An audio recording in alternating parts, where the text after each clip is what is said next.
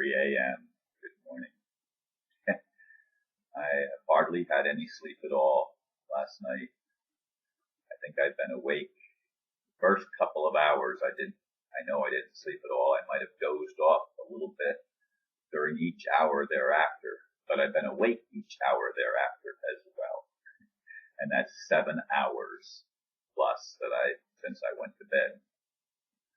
So in any case, the title for today's video is a question. Is it worth dying for? Throughout the centuries, people have given their lives in an attempt to exercise freedom on a planet enslaved by a fraudulent money system.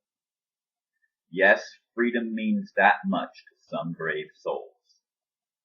Of course, freedom is based on the truth that we are endowed by our Creator with certain unalienable rights, among which are life, liberty, and the pursuit of happiness, as it has been expressed. That truth has been purposefully obscured by those who claim the right to control others. To me, that is nothing short of demonic and insane. Personally, I have come to the conclusion that if it's not worth dying for, it's not worth living for either. Patrick Henry once said, "Give me liberty or give me death." I still hear him. I hope that is also true of an increasing number of humans on this planet. Principles of the Magna Carta, Declaration of Independence, and the original U.S. Constitution with the Bill of Rights and the next 13 amendments, or next 3 amendments, mean a lot to those of us who see the sad and sick reality of the world where we live. Now I want to just interject here. There's a certain individual, and I'm sure it's one person, who keeps coming up with fake names and opening brand new YouTube accounts. And he said, and the comment is always pretty much the same thing. You signed the note, here's the proof. And of course they have a link to showing a copy of a document that looks like I signed it. However, and I get this through your heads, the attorney for the bank admitted early on in this proceeding that they lost the note. And they requested, or didn't request, they said, we're going to use a copy of it. That's counterfeiting, folks. You can't use a copy of an original and expect it to mean the same thing. That's total BS.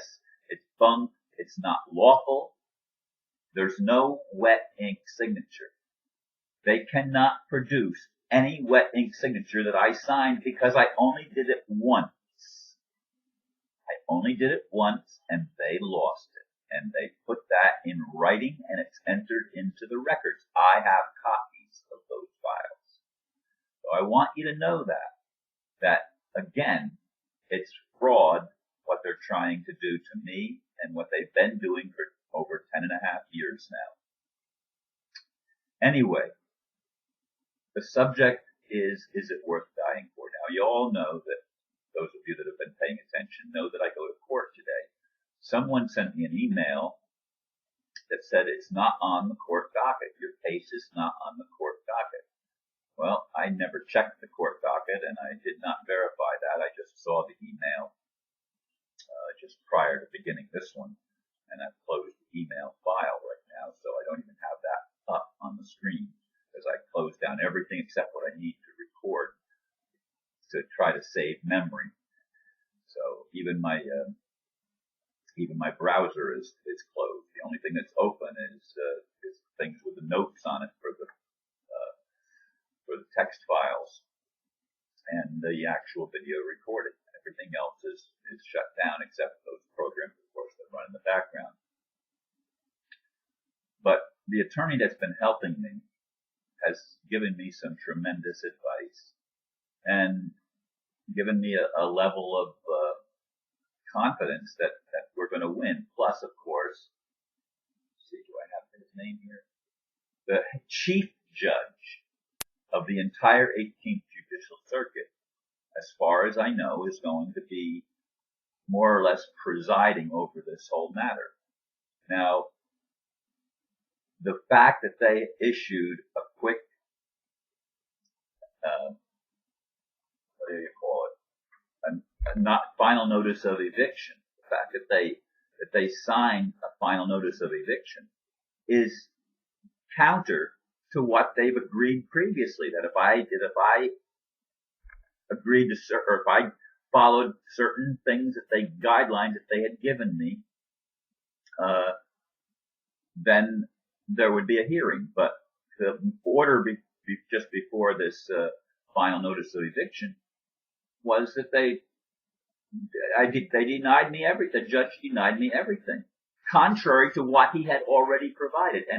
And what the attorney that I had hired back in November, that attorney said that there needs to be time taken to this because there's fraud alleged, and this does not refer to just the one case. It refers to the original case filed in 2005. It refers to the bankrupt, and I don't know why that all of a sudden, I don't know why it does that. The image freezes up. It's done it twice so far in the less than 7 minutes of this video, and it just did it again. That I'm noticing, because I'm not always looking at the screen only, I'm looking at the camera. So, anyway, that's frustrating. But today is the day that we go to court.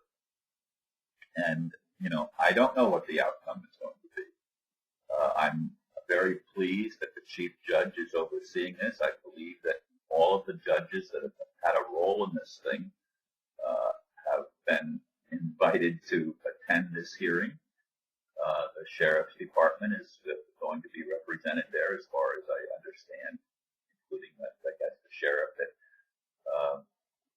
posted the note on my door, or the eviction notice. So it's going to be interesting to see how it all plays out. And I don't know. That I'm sleepless, of course. It's hard because I have seen in the past the propensity of these courts to ignore all the affidavits that I filed. They have not asked for the bank or its attorney to rebut any of the affidavits, and an unrebutted affidavit stands as truth and final judgment in a matter. That's law.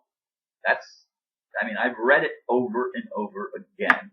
That is the law. They don't obey the law. They are a law unto themselves, and they create whatever they feel is necessary to accomplish the task that they want to accomplish, which in my case is stealing my home where there never was a mortgage, where I've lived for 10.5 years. And they're gung-ho on this, and again, it does not just apply to the 2014 filing of PNC Bank against my all caps name, which is my straw man. It applies to much more than that. Again, going back to 2005 and the other court hearing in the bankruptcy court that I mentioned previously. Anyway, I'm seriously requesting prayers of those who are willing to pray.